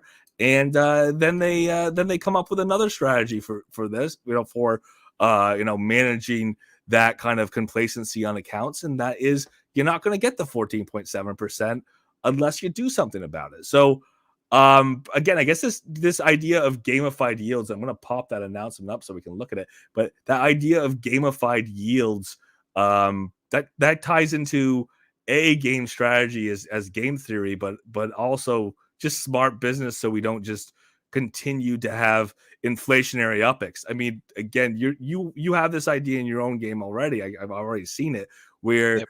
you have an escalating difficulty to earn over time. You have to put in more input to earn, so you don't just have a runaway earnings opportunities. You've obviously looked at this threat of undue inflation. So I mean, how do you view this at this point in the game? And again, I have my own thoughts, and I hope they're not against other people's. Well, I mean, the cap on the 14% definitely messes up my entire gaming strategy because I Yeah, like to buy things under mint, so I maximize my yeah, return. yeah, So now I've got to put in more work, but that's the thing, right? It forces me to go and do all these other aspects. yeah. And the same concept, for my game, right? Now you have to go and build a structure or buy a structure from somebody so you can expand your experience. And Upland is doing the same thing, which is I think overall for the entire ecosystem, it's great. When I started, it was what 17% interest rate, and It now it's was. yeah, and I was hooked, man. That was the first thing that got me hooked. I was like, sweet, I can buy this stuff, and if I don't sell it right away, just sit on it a little bit. Hell yeah, I'm in. And now it's like, oh no, it's 5%, which 5% is better than a savings account when you look at it that way. Yeah, Eh, not financial advice, but it is. And you got to figure out how to get it back out of Upland at that point. But to have a hobby or a side project that you're playing around in that has the potential to make you a little bit of money from here and there. You enjoy the property flipping, you enjoy the protom and the totems, and maybe you like collecting NFTs or baseball cards or whatever your hobby is. But this one has the ability to make you a little bit of profit on the side, and it's great, man. I think it's a good thing. I well, can't complain too much. here's the best part. Your earnings aren't 4.9%. Your earnings are 14.7, as high as 15.2, you just have to put the gamification in. You have to Yeah. put the work in, right? Well, no, your base is what does it say right there? 4.9%. 4.9. Yeah, so it is 4.9 unless you're going to do all the other steps to And do it's it. not that hard. So let's take a look at this actual announcement. I'll give the base layer with a caveat that we're going to be touching on this over the next several, at least a week. I know people are going to keep bringing this up. New elements are going to come in. There's going to be either explanations on a couple things in here, but there's also going to be some community reaction. But I do want to put this up here. Of course, already mentioned, there's a bunch of things you have to do this season if you want next season to be at maximum earnings, or at least to even stay the same as what we have had for historic earnings here over the last last year and a half, actually, 14.7%. If you want to stay there, there's a number of things you have to do along the way. The tasks and activities completed during the current frost season will determine the earning rate for the next season, for blossom season, keeping in mind that anything that you've done in the past has no bearing on frost season. Frost is just going to continue to be at that 14.7%. The base earning is a foundational annual earning rate for all players in Upland. Currently, it's set at 4.9%. The key there of current is it could change. It serves as the minimum earnings a player can receive, regardless of their level of activity. So, as you said, Stosh, 5% for doing nothing. It's not a horrible thing, but it is just a jumping off point. Players can achieve the max earning rate, which is significantly higher than the base earning rate, by completing a set of earnings tasks during a current season. For example, completing 5 of the earning tasks for frost season will secure you that 14.7% for the following season. Caveat is, there's a stretch goal of 15.2, but you got to do everything on the list. And we'll take a look at everything on the list. Check out the multipliers as they increase with each task. Here's a detailed list of what you need to do if you want to get that max earning, or at least hold on to that 14.7. Why gamified earnings matter. And again, I want to jump off and take a look at this ethos of Uplands and see where mine aligns up. At the heart of the Uplands ethos believes in an active player. Go figure. The core of the community deserves recognition. The introduction of gamified earnings aims to address the imbalance where inactive players reap the same benefits as everybody else, or the people who are more active. It's simple. The more you participate, the greater your rewards. This approach ensures that those who contribute most to the vibrancy of the Upland are appropriately rewarded with maximum earnings on their properties. And I'll take a step back and I'll say, I think inflation or the continued inflation, the separation between UPX and USD, definitely tied to people getting that 14.7% without doing anything. From an economic standpoint, from a gamification standpoint, you on the same page, or you think that's different factors there? Yes and no. I mean, for you to really be able to reap the rewards of 14, Yeah, like that's annual 14%, right? 40%. Yeah, Yeah, so it's 1% of your account a month, maybe just over that, right? So for you to really see a huge benefit, you would have to have put in a ton of work to or a ton of US dollar up front to be able to reap like really good rewards from this type of uh, earnings. So I don't know. I still have my bias reservation. that I want the higher amount, but But that's been my strategy for the last yeah, 2 years is just buy stuff under mint and maximize my return every month. So I've also watched the USD and the UPX markets do this, yeah, and that's largely from the ease of earning UPX. And again, this is I love gamification. I love people being able to have something that they can do to earn, and that there's people who are better at it. The people who are better at it, they get more reward. Period. right. And that makes sense. But Well, let me ask you yeah, this. yeah. So if the tax revenue is the same, right? Hmm. And now I don't know if, they're generating enough tax to cover everything, but if the tax revenue is the same, what are they going to do with the excess tax? Because not everybody's going to hit that 14%. And that's the question, right? In theory, where does that excess tax go? One thing is, you're absolutely right, is theoretically, if that tax continues to be the same, if it needs to be 5% to the on the purchase and the sale, both sides go into the community pool. If a dividend is less, what's going to happen? There's two things that have already been discussed, which I want to have happen sooner rather than later. A is there is actually supposed to be a set aside fund off from purchases of UGC, where UGC content creators are getting compensated. That's supposed to be, I think, if I remember correctly, that is like 2.5% of that transaction, or sorry, so that's going to be like 25% of that revenue coming through. So there are starting to be those cuts. That's the first thing, or the potential. They haven't been implemented. They're all theoretical until people start getting their little nickels, right?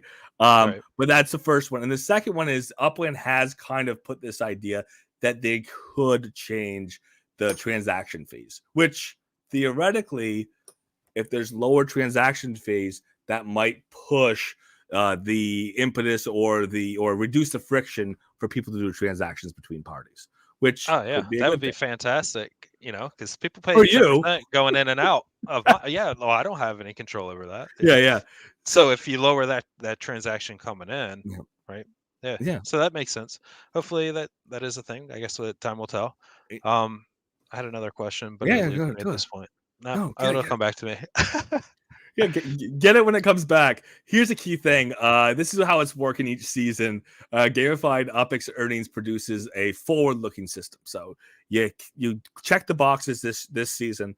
Next season, you can look forward to that season 45 days. I believe our flow over is covered as well. That 45 days where you're going to get that increased earnings. You could lose your earnings next season, but the following season earn them back. So keep that in mind.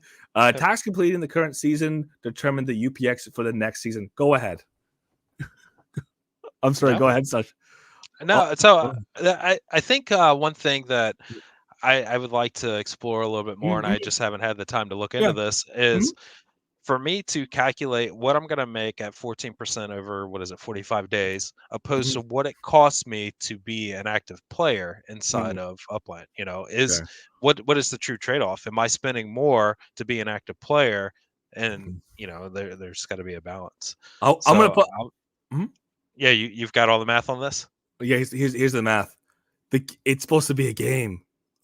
No, that's part that's part of it, right? Yeah. The part of it is here's the 100%. The 100% is Upland from day one, and I've said it from day one too. Is if Upland's doing their job right and the economy develops and the player-driven economy gets built and UGC becomes a forefront and Layer 2 becomes a forefront, the dividends that are being given out for people to hold property aren't going to matter, or it's going to matter a lot less.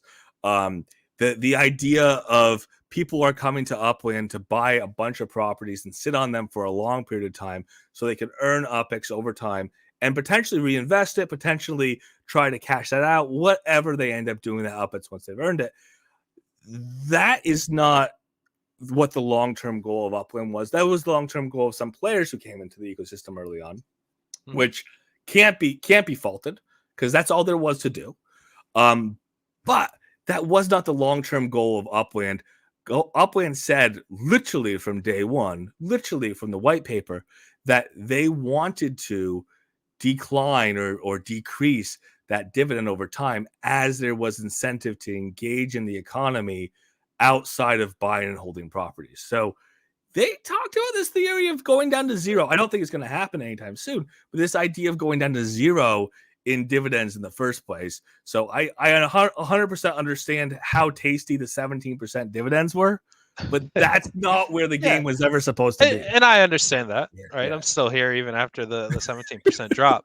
But I'm just saying, as a business mindset, there's always a maximize and a minimize on your ROI, right? yeah. How can I make the most amount of UPX with the cards that are dealt to me, right? So I'm just saying, I'm curious of what that math looks like. And there's a trade for everything. Yes, it's a game, and with gamification, they want us to enjoy all the aspects of the game. But if your sole purpose is to buy and flip properties and make as much UPX as you can, will it make sense for me to take this path? For whales, it might. They own so many properties. This is a drop in the bucket. But for a smaller player, it may not. They may be like, Yeah. hey, I'm going to lose money Mhm. playing the gamified stuff than if I just don't. And then, when my account's bigger, then I can start doing the gamified stuff. Sure. So I'm just curious how that math plays out. I Sure. haven't had a chance to look Mhm. into it. Just was on my mind, and I was Sure. hoping maybe you had it in front. I've got some of the math in front of me. So Okay. so your 14.5% is on a compound basis over the course of the year. Let's say you're making 1% on a monthly basis of your net Yep. holdings. If you're sitting on and your current monthly earnings are 120,000 UPX, which I'm significantly above that. That's without send fees and everything. Let's say it's 120,000 UPX. And again, there's a strong deviation between the UPX market and the USD. That's not something that Upland built. Upland says it is 1,000 to 1. They continue to look at 1,000 to 1. You and I see it differently because it is different for you and Yep. But Upland would say that's $120. I'm looking at this list. Let's take a look at it a little further. This list is, the deviation between the $120 and cutting down to 5%, which again would be going essentially from that $120 equivalent by Upland standards, going from that $120, cutting that in almost a third, just about a third. So you're going to go down to 40. What's worth $80? So let's see if these activities are worth the $80, and maybe that's where the economy lies. All right. For instance, take the completed task for the frost season. Will be set for the earnings for blossom season. Similarly, blossom season is going to influence Genesis season. So these seasons, as we talked about, they run 45 days. Approximately, it's 42 to 45, depending on the season. So they are typically, inside of a 2-month. They cut off halfway through the second month, and the second month is kind of in between area. The structure encourages consistent engagement, rewarding players for things they've already done, and rewarding them for remaining active over time. There can be tracked via live leaderboard. Initially, progress will be tracked via live leaderboard, updated daily on this post, with future iterations of the feature of integrated directly into the game through missions. So there's a kind of an in-between step now. Missions will be more prevalent or easier to access in the future. Gamified UPX earnings introduced is a tiered earning system. Base is 4.9, max earning of 4.7%. That's base rate essentially times 3. Let's look at that. Look, we talked about cutting that in third. That's exactly what we're talking about. Stretch goal is 15.2%. Again, that's just 3.1 times that base rate of 4.9. In Upland, the earning structure is designed to reward players engaging at various levels, beginning with a base, again, 4.9, and serves as the minimum for all players. Max earnings at that current 14.7%. Again, current is important there, right? They have the opportunity to change that if they choose to do so. Achieved by completing any of the 5 of the earning tasks during the season. Beyond this, the stretch earning enhances to a rate of 15.2%, awarding players who just essentially are doing everything. And some of these tasks you're going to do anyways if you're an active player, not because you want to earn the 14.7%, because you're already engaging in Upland on a relatively active basis. Complete all the season's earnings tasks. You'll get that additional. There's another requirement that you do have a home address set, which a lot of us already have, symbolizing the highest level of player engagement. Again, home address, do everything on a season to season basis. Earning rates may be adjusted over time. That's a big note here. I expect that. And that includes everything that's in the gamified side. The calculations may change. The max may change in the future as well. The earning increase in Upland is structured around the completion of tasks, providing a clear incentive for players for player activity and engagement throughout the series of tiered rewards. I've done this thing for a long time where I've looked at these highlighted words, and Upland's gotten better about highlighting the right words. So if you read just the highlighted words, we have a pretty good idea of what's meant here, what Upland's going towards. Let's take a look. One task complete, you get that step right up to 1.2 times multiplier. Starting off that 4.7, 1.2 multiplier puts you at 5.88%. You have complete 2 is 1.5% multiplier, puts you at the 7.35%. We'll get into the tasks here in a minute. 3 tasks, obviously 2. 4 tasks is 2.5. 5 tasks 3 times, getting you all the way to the 14.7. Complete them all, 3.1 times multiplier instead of the 3.0 times multiplier. The reward structure is designed to encourage a high level participation in Upland. And again, those who fully engage do get a larger percentage of rewards. So in the frost season, this is what we're looking at. The introduction of gamified earnings does not affect rates in frost season, as we already mentioned.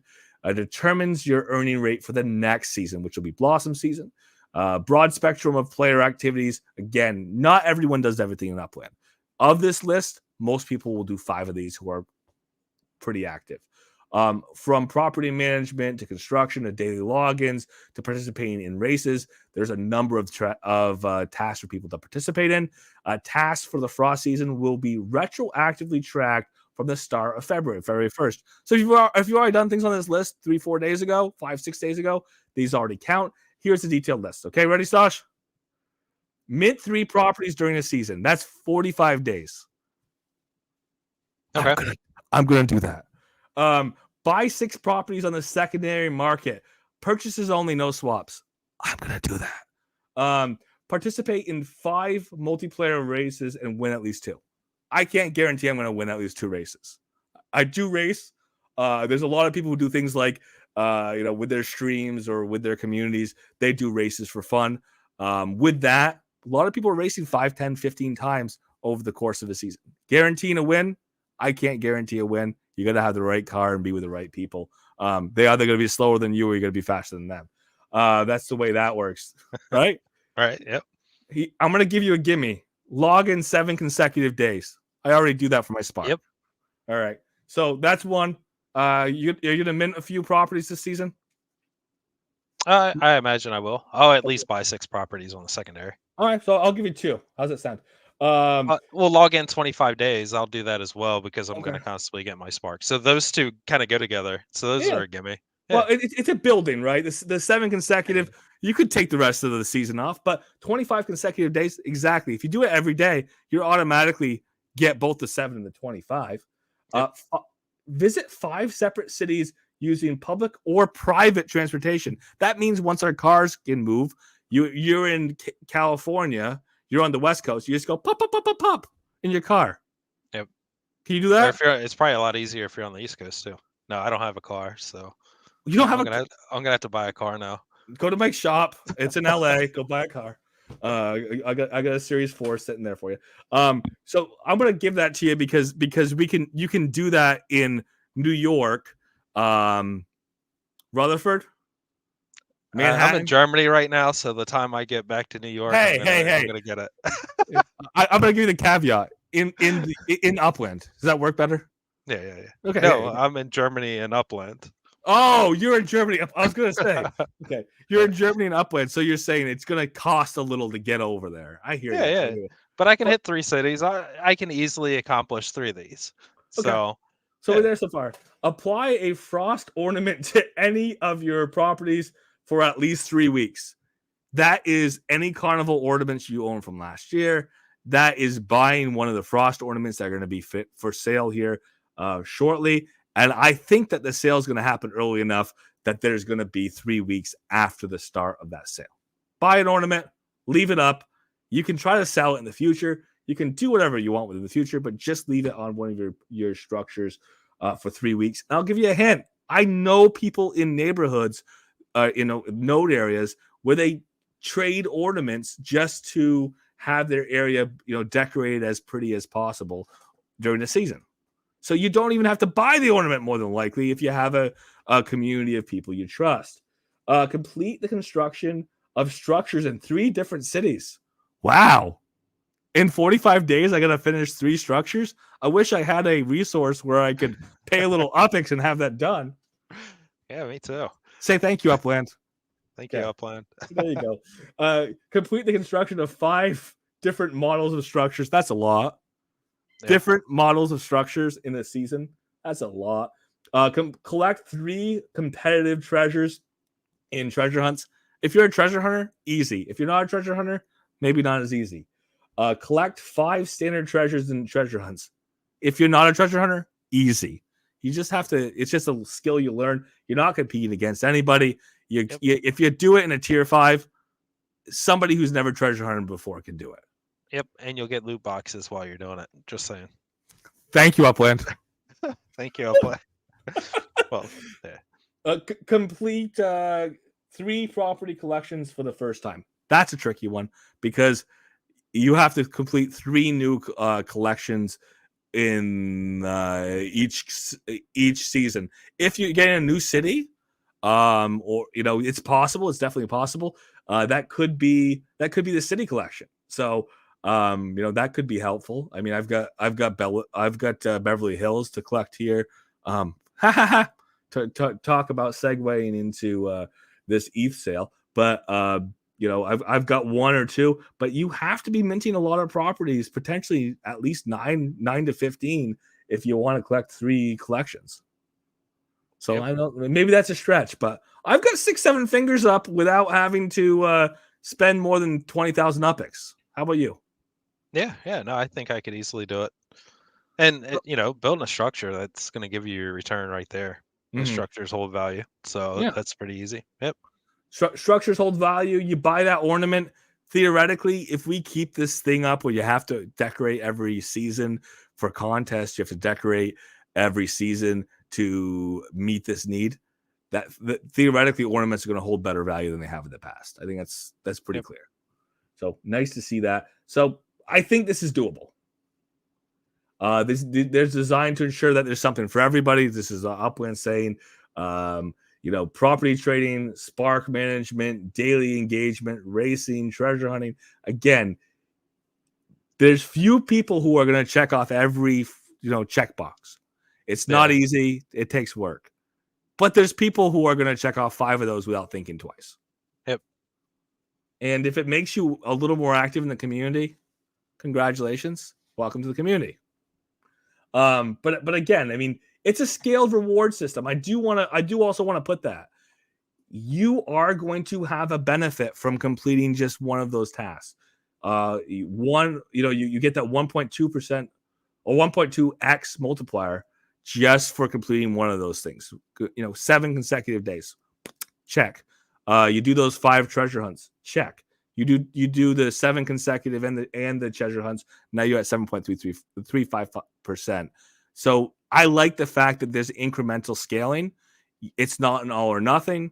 And somebody who's not going to get all 5 checked, you could still get 3 checked, 2 checked. You could get up to 10% just by getting 3 of those off the list. And again, if you want to do a stretch and try a little harder, between the 3 and the 4, now you're looking at adding essentially another 3% of earnings just by one more task. And you ask, is it worth it? We talk about that equivalent of 80,000 UPX. For 80,000 UPX, is it worth doing 5 on that list? I'd say yes. Yeah, I think so. I agree. Yeah. If you're probably even worth it for doing 3. Yeah. For doing 3 of those tasks, you're gonna double. You will double 2x just doing 3 of those tasks. Yep. So just log in every day, collect your Spark, rent your Spark out, and then use it to pay for one of the other ones. Build a structure or something. Yeah, you'll be good. Pay to build the structure on a Spark exchange. I think that's what you said. No. No. Anything you want. Yeah, anything you want to do. So switching back here to the Frost season, again, it's not going to affect your current. We know that.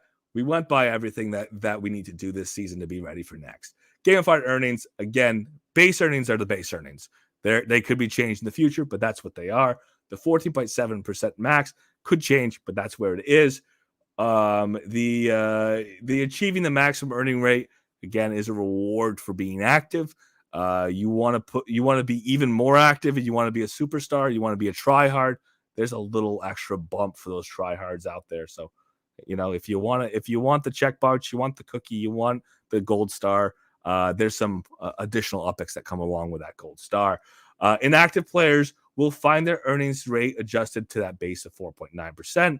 Active engagement in one season is going to restore it into the next season. I like this.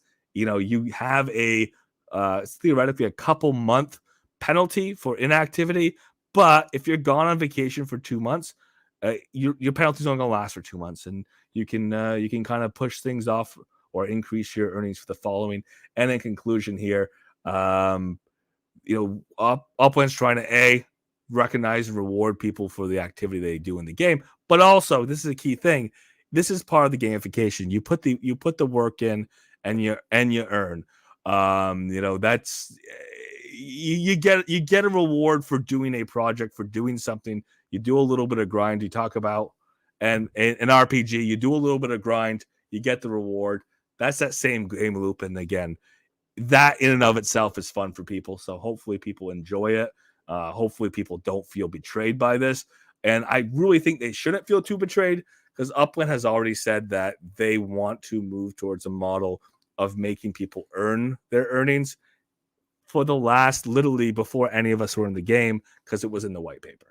The idea that they would be taking it away or changing how that how those dividends were earned over time. As we embark on this new season, pushing through Frost season, we're excited to see how the community embraces these challenges and elevates the Upland journey. And again, I do want to put that there. That this is a pretty big departure. Stosh, you said you remember your 17% fondly. I can definitely understand someone saying, I wish we still had our 17%. But again, that's not the game Upland intended. Yeah, no, I agree. Now that I've seen the task and I understand, that it's not all just pay to win, it makes a lot more sense. I saw the announcement earlier. I got wrapped up in other things I was working on, so I hadn't had a chance. So I'm glad you were able to walk through and share this. And looking at it now, it's like, oh, all I got to log in and just do a couple regular treasure hunts, and that's pretty simple, right? I 2x it. I'm happy with that. Yeah, I mean, and that's what I like to say is realistically, it's easy to react to it. It's not the same game that everyone signed up for, because there's people who signed up for a different game. There's people who came in for treasure hunting. There's people who came in for property trading. But it's not like it's as much of a bait and switch as some people are acting as it is, because it was in that white paper up front. And Recon, I do see that the point of, I wish they weren't dropping, the yield, as a penalty. I kind of look at it a little differently, and this is just from the broad scheme of things.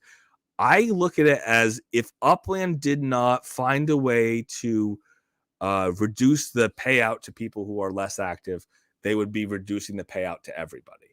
Ultimately, those people who stay active and remain active, they are staying at the same earnings rate. I realistically think that because of the scale of the departure of UPX and USD markets, because that's a growing scale, because that's widening, I would see Upland potentially looking at reducing those earnings at de facto, just across the board, if there wasn't some other way, something else they introduced to encourage them to push people to be more active, to pay out less to people who are less active.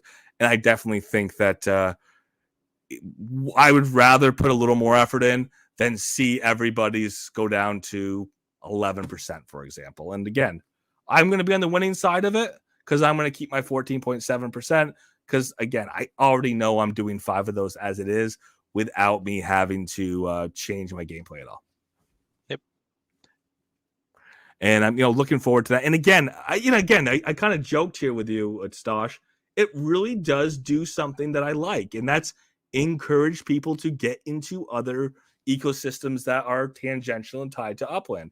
A lot of these things, they don't require going to UPX Spark Exchange, but they definitely benefit that. They don't say definitely go into one of the other Spark exchanges. They don't say go into Uplandia, but these things are things people are doing if they're playing these other games.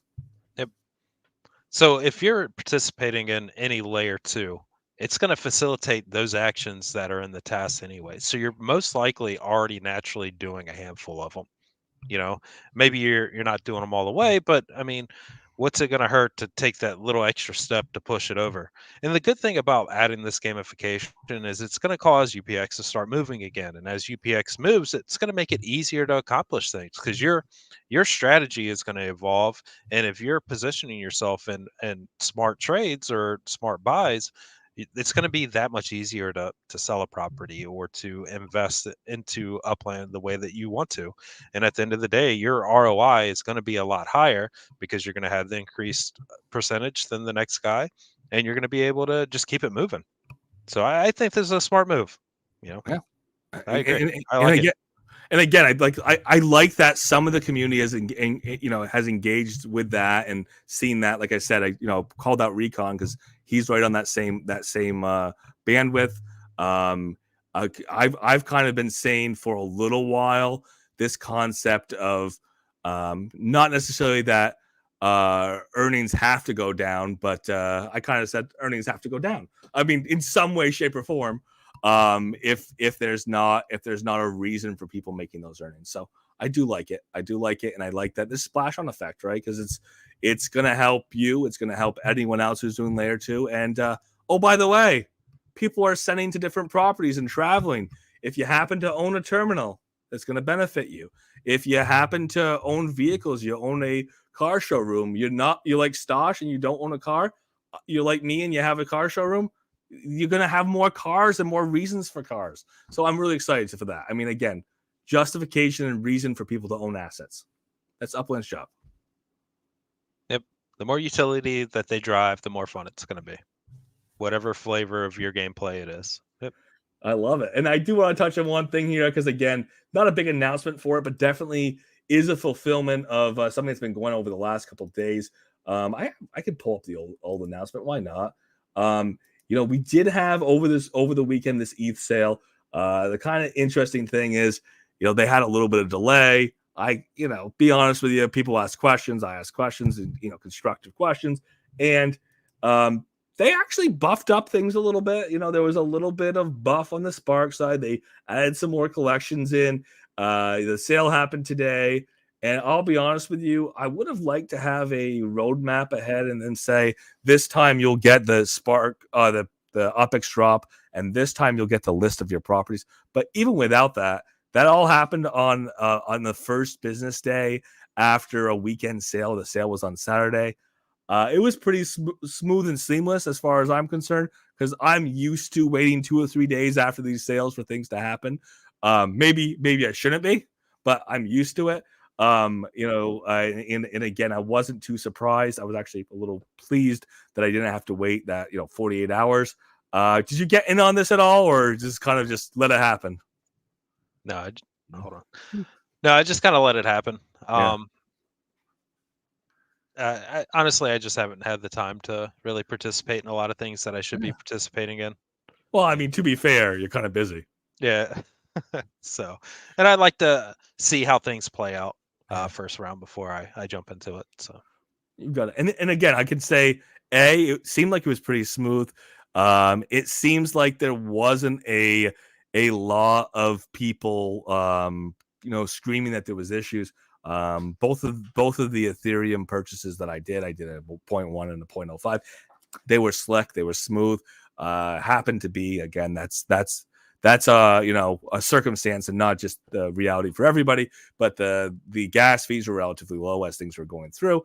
It really felt pretty seamless compared to some other things I've had, and the transactions happened quickly. Everything was good, and there was some evidence on Upland side that the transactions went through. They sent you an email, because if it's your first crypto transaction, you're sitting there like, waiting to find out what happened. It's gone from my wallet. Where did it go? Oh, I've sent plenty of stuff to the ether. It's gone. It's gone. I spent the gas. I didn't spend enough gas. That asset is dead. It is gone. It is just smoking somewhere. Oh, but yes, I mean, it was good. It was a good process. It seemed to work well. Yep, that's good. Just by chance, what was the gas fees? About $5? Yeah, about $5. Yeah. And again, $5 on 0.1 ETH. So moving the equivalent of $240 or $230 something for $5. Again, if you're not for the crypto space, what? Why am I paying so much money just to, why am I paying a $5 Western Union fee? But you're paying a $5 Western Union fee. That's what you're doing. Yep. But yeah, it did travel, and yes, a tree did die somewhere in the forest because of that transaction. I'm sorry, that's the way it works. I will plant one, but again, some of these have offsets, and Upland's talked about doing things with offsets in the past. But yeah, that's the reality of crypto. It is the way it is. But yeah, it seemed to work out, and yes, to Recon's point, a lot of them were Chicago properties. But I'll tell you a secret. I got a loot property. So, if you give me the right properties in Chicago, I guess I won't complain. And, I got a loot property. I got a State Street, which is a limited, not the end of the world there that I'm getting a Chicago property. I'll be honest. I was prepared to say I'm not going to mint any of these. And I'm 100%, I'm not going to mint all the properties that are reserved for me. Why would I take that UPX, turn around and mint a property that means nothing to me? I got the equivalent UPX for the sale, which is essentially buying the UPX and the opportunity to mint. I can go do something different with that UPX, and I might make that decision, or I probably will on a couple of those properties. But the loop property was a good scoop on my part. Again, it was just random draw. Some people got landmarks. I didn't, but some people got landmarks. So it was definitely there's going to be winners and losers. It was definitely a lottery. We've had other quote unquote lotteries in the game of Upland where you don't know what you're getting until you get it. And if you have the ETH to spend, it could be fun. I would never advise anybody to spend that type of money unless they're just sitting on it, because we're talking about hundreds of dollars for some properties that you may or may not want to own. So, I mean, that was the reality of it. On my side, again, it's one of those things that every time Upland does something well, and again, we want every game developer we work with, we want every software developer we work with to be as perfect as much as possible. Every time they do something well, the first time they do it, to me, that means they're going to do even better the next time. The idea of it being iterative. So I like it. And you mentioned it today. That makes the potential for MetaMask engagement with third-party games to be a thing. MetaMask engagement with asset transfers that could even take Upland assets to another ecosystem. And now you're working with another metaverse instead of Upland, because now the assets are flowing more easily, more smoothly. So, really appreciate that. And again, Stosh, on your part, I mean, my part is just that, is I see this as a proof of concept for Ethereum. I'm not super familiar with MetaMask. I mean, I've used it quite a bit, but I've never done development for crypto transactions with MetaMask. When you meet that threshold, I mean, it's kind of opens up the opportunities for Upland to do other integrations and push them your way, or potentially move other assets. Yeah, of course. I mean, right now you can take what block explorers and other assets out of Upland. You're right, they wrap them, and then you can bring them into Ethereum. And once they hit Ethereum, theoretically, we can take that item and do whatever we want with it, and then someone could then transfer it back in. There's a lot of gas fees that are involved in through that process, but the potential is there, right? And I think they're working out through what works, what doesn't work. They're still exploring the Web3 space, the different crypto options, and I think over the next years, you will see different wallets integrated, the potential of integrating all these different, as you said, metaverses. You look at all these different teams and technology that are out there. There's pretty much a bridge to anywhere you want once you get to Ethereum. So I think they're making the right choice going to Ethereum, and just seeing what happens. Learning the lessons that they need to learn and taking it from there. I appreciate that. Yeah, absolutely. That's going to be when Upland does iteration right. Those are the things that make Upland better over time, and I'm looking forward to it. And again, kind of look at this with gamification. If you can take assets and gamify assets, and and you can encourage people to come in who aren't in the Upland ecosystem, because now there's a game as opposed to a buy a property and hold on to it for 3 years and maybe collect the UPX at the end. Yep. I like it. I like it. It's pay to play gaming, and whether or not you look at the UPX on the backside or the earnings on the backside, there's people who are willing to pay to play a game. Yep. I mean, every game you pay or play, you pay to some degree, right? Wow. Whether it's free to play, but you're putting time in it for whatever enjoyment you get out. Right.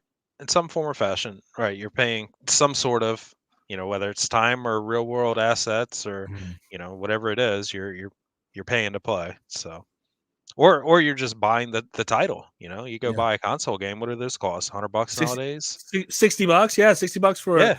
for a AAA game. I mean, some of them are above 70, but yeah, I mean, a AAA game is $60 to $90. Done. Yep.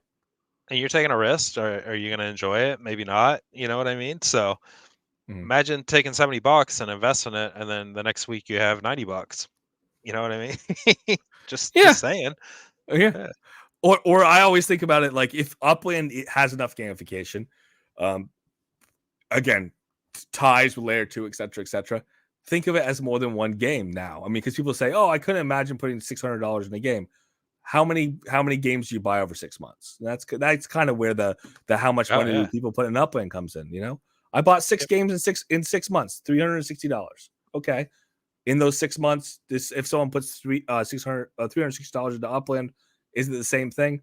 You got to have the gamification to say it's the same thing, but hopefully it will be. Yep. And as Upland evolves, and you're starting to add the layer 1 legits and block explorers, and those actually have utility on layer 2 games, then it's only going to go that much faster, right?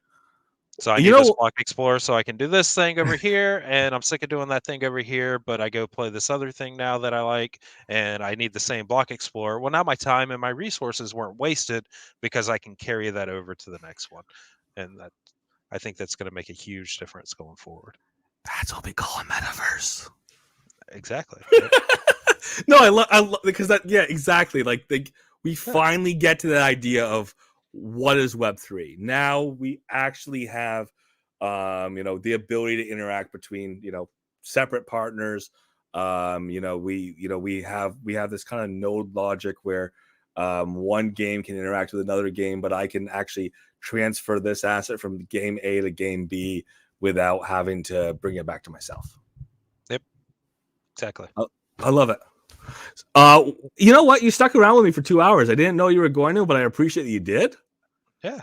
Well, I was curious. I wanted to see the announcements. I didn't have the time to look at them earlier, and I knew you break them down, so I stuck around to be a part of it. Well, I appreciate you did. This was fun. The last time we got together, we said we know you're going to have more stuff, and we are looking forward to seeing you when you have more to say. Obviously you have more to say, but when you have new stuff to talk about, so I'm looking forward to it. I mean, let's find another time. Let's see what's going on. And again, you didn't say the big thing. You never said the name of your layer 3. Say it. Yeah, Spark Survivors. Yeah. Okay. Did I not say it? If I did not, then it's Spark Survivors. I don't know. Okay, there you go. So Spark Survivors, that's going to be something to watch out for. You said 10 weeks. So 10 weeks. Yep. Again, things happen. If they happen, they happen. But in about 10 weeks, people should look out for Spark Survivors.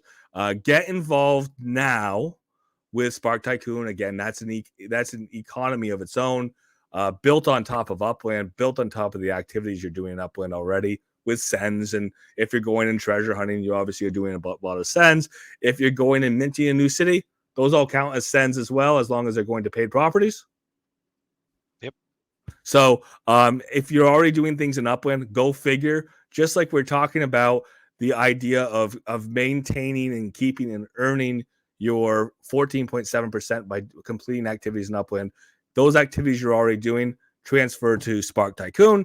And in 10 weeks, if you put some time into Spark Tycoon, see if that makes sense for you, see how you can build resources there. Those resources are going to be applicable in Spark Survivor. Yep. How's that? Is it a commercial? That's a great commercial. All right. Well, I appreciate it. Thank you so much, Stosh. Again, this This has been really good. Anything else that you want to drop? Again, I'll give you another plug here because you put in the time. No, I think you pretty much covered it all in the earlier show, right? We hit all the immediate roadmap. The next roadmap stuff is going to be announced soon as we wrap up this current roadmap. And the big thing is layer 3. That's going to be our focus, and trying to figure out, what's working and what's not working. So that's it. Well, I appreciate it. So be good. Love your mama. Take care of your friends. And do good things. And of course, if you are listening in the Discord cafe, as always, I always end things by saying, feel free to unmute your mics. Feel free to say what you wanted. The floor is yours. And again, thank you everybody for being here with us for 2 hours tonight. Yep. Take care, everybody. Thank you.